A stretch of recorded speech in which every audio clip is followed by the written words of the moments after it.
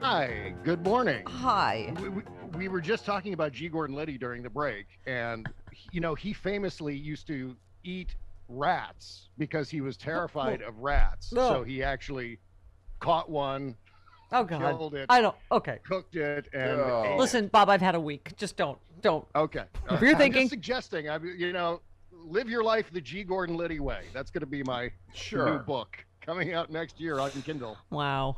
He, G. Gordon Liddy, fun fact, used to call Bob Cesca high pockets in the bathroom of the radio station they worked in Washington because you were so tall. So therefore your pockets were high. Yeah. And then if we were in the bathroom at the same time, I couldn't go. It would just crawl right back up. It was terrifying. Hey, look, if you're in the same bathroom with a Watergate burglar, in fact, the architect of the Watergate break, Yes. I challenge you to pee. That's my. We can't do that experiment That- anymore because he's gone. You We call lost that the you. Dick Pinch challenge, don't you?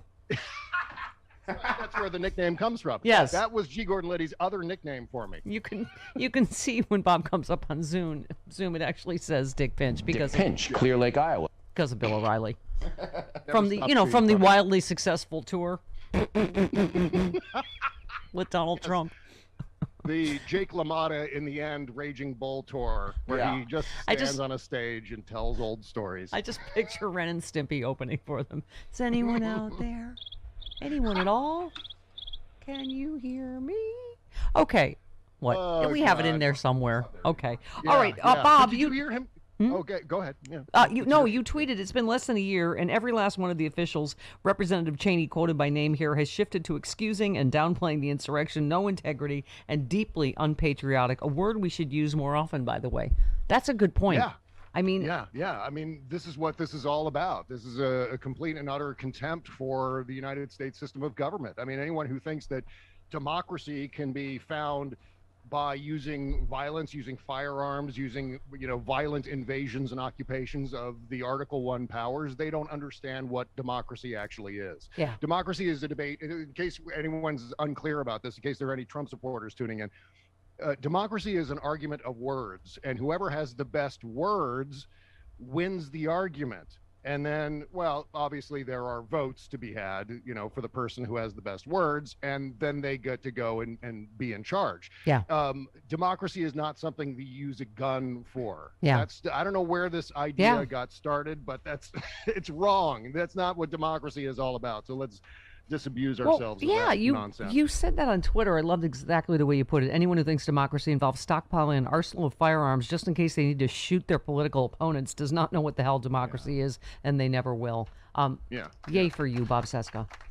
Well, it's just, I feel like we've reached a point where I think we've lost sight of what the definition of democracy is. Sometimes we have these words and we talk about these words and we deify these words. And when I say we, I'm talking about the people who claim to love democracy, but which have no reason or no actual functioning appreciation of democracy. And that's the case with a lot of Trump supporters right now, certainly Proud Boys and so on. But this, I just, I'm sure you saw some of these, Bob, but I had to review what they said. I'm sure you saw the clips last night. But Ingram, on January 6th, Laura Ingram said, "We knew this would happen when you had a huge group of people descending on Capitol Hill, when you have members of the Trump support organizations and Antifa threatening to show up at the same time. We'll learn more to the extent that happened. I'm getting a sense there's clearly a big split in the MAGA groups that have come to peacefully protest with whoever is behind this intrusion in the Capitol." I mean, they knew this was not. I mean, during his afternoon radio show that afternoon, Hannity agreed with a caller who vehemently insisted it was Antifa that was behind the mayhem at the Capitol, adding he heard those reports they might even wear MAGA gear, and he didn't know who the people were storming the building. On his primetime show that night, Hannity said it was possible that bad actors from the radical left infiltrated the mob. Kilmeade said he did not know Trump supporters who ever demonstrated violence that I know of in a big situation. He then blamed the Russia probe as a key factor. He said, I think the culmination of 4 years of them denying that their president won the election, claiming the Russians flipped votes, that this is, and by the way, no one ever claimed Russia flipped votes, but that they did a massive disinformation campaign targeted at likely Hillary voters. Anyway, but anyway, he said claiming the Russians flipped. This is 4 years of investigation, 4 years of a very frustrated electorate, 75 million that voted. Right? Out and out lies that they knew were lies, that it was Antifa or that, excusing it somehow when directly opposed to these panic texts, right, that they just sent the day before.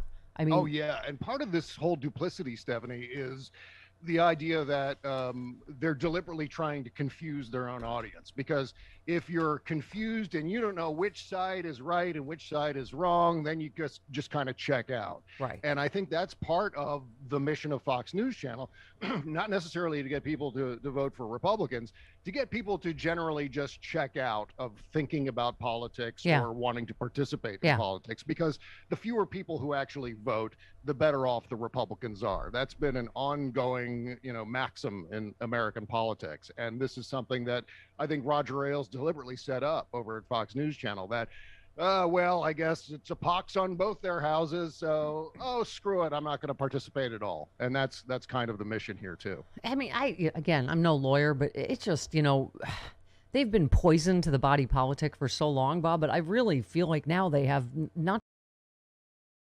insurrection and treason on their hands, and the continuing to foment this coup that is ongoing. It is really, it's not dangerous is too mild a word, right? Well, I swear I'm really encouraged by this week, all the events that have come out over the past couple of days. Yeah. And certainly, I know Eric Boller's been tweeting about this a lot recently, is that 22 is going to have those public hearings. And I love that they have delayed the real serious ongoing public hearings for 22. The timing is just right. You don't want to timing wise, those of us in the cheap sheets should shut the up is basically.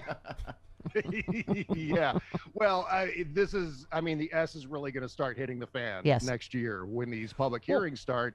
And a lot of people who weren't tuned in like we are, we have our faces pressed up against our computer screens 24/7 devouring this stuff. Yeah. Most people don't. And so when the public hearings start, that's going to be when people really dial in and go, oh my God, that's right. Oh, I can't believe this actually happened in the United States.